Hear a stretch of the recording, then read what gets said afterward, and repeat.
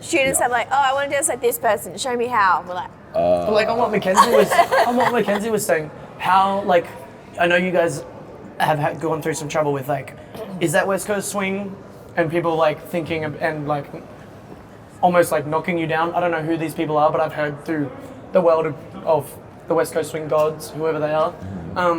like it feels like you guys are kind of like almost. Thanks. You guys have like fought to kind of have your style out there and accepted in some ways, I guess, by some people maybe. Is that how it felt, or not so much? Because it's so different. How it started? I feel like it started like this. Like we were somewhere here, trying to understand first us, how we function, and what is the potential of our partnership.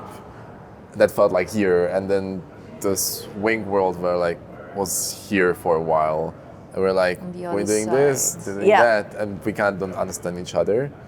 And then over time, throughout many talks, and like also us figuring out our crafts, we started to be like, oh, now we can kind of like meet each other a little bit more and more.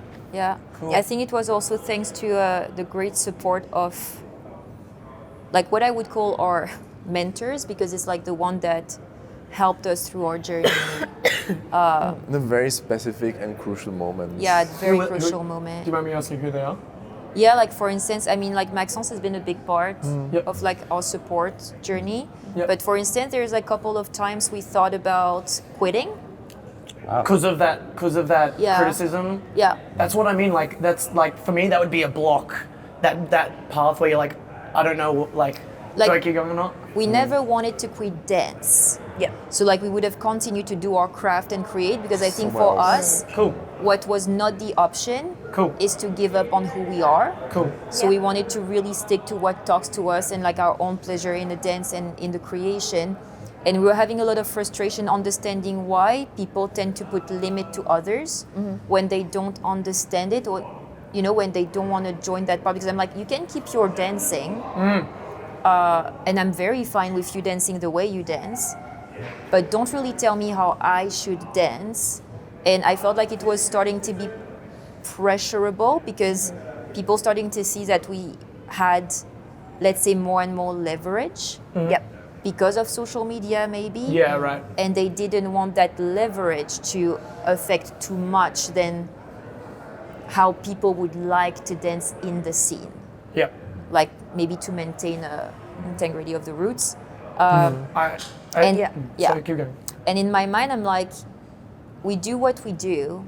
If people recognize themselves in it, if this is the way they're attracted to movement, let them. Why should we block and prevent people from exploring? Having that creative freedom. That's awesome. I heard your interview on Glenn Ball's What the Judges Want. Oh yeah. Love that podcast. Very cool. In the interview, it was something about finding your brand, and you were saying, don't go find a brand. You are already the brand, basically. Yeah, you need to understand yourself. And will. Your brand will come because if I'm guessing like what you just said. If you're curious about yourself and you don't try to take answers from the outside, but more observe the outside and understand in order to understand yourself better, and then try to take what is and nourish it, to flourish in who you are. And I think we've been very much trying to honor that in the way we move. But then at a point we wanted to quit just because we thought that we were not fitting in. It's like we were trying, but then we're like, maybe we're too different indeed. Maybe like we're actually stretching the boundaries of the dance so much that other crowds might be more accepting or welcoming. Thank God you didn't quit, because imagine that. But imagine if these guys, imagine if you stopped and you conformed. Imagine if you had conformed. Oh my God. This, I think we have to thank two people in particular. Like one was Sarah Van Drake. Shout out. Yeah, shout out to Sarah. I don't remember which event it was. Me neither. But we had a deep talk with her, where I think she like she showed us how important it is, even when you're maybe criticized, to still be there, like to challenge people in their opinions, because then you're still part of the advancement of the dance. So Sarah was very important, that talk. And we had another one with Robert Royston. And I think it was maybe 5 months before the open. And we didn't want to put a routine on the floor. What? And it was a Bohemian Rhapsody. Oh, yeah, cool. Or the Ocean. I don't remember which year it was, like I think Ocean. it was the Ocean. It was right. Ocean routine. 2019. Yeah. Okay, yep. Yeah. I just can't. Yeah.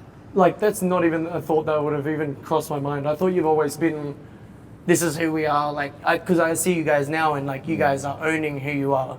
But, like, to even think of that you've had to go through that is just blows my mind, if that makes sense. I mean, we would still create.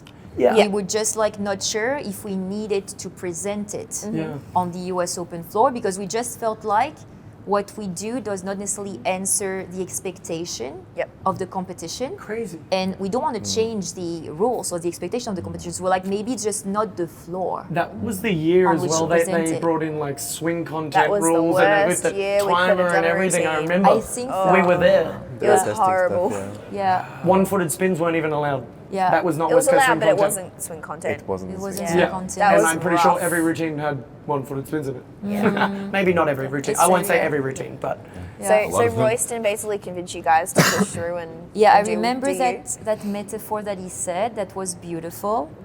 And he was like, if you want to redecorate a house, you need to start from the inside. oh, okay, that's cool. I like it. Yeah. And he told us the importance that we have for the community in that regards. And he just told us that they need to understand us and what we're doing. Cool. And in a way, it's like if we want them to be with us, we need to also show them that we're willing to be with them. Yeah. Yeah. That's awesome. And this is a year that we came with Ocean Routine, which was actually for us a merge between our world and the West Coast swing expectations. Crazy. Yeah. No, that's cool. I love it.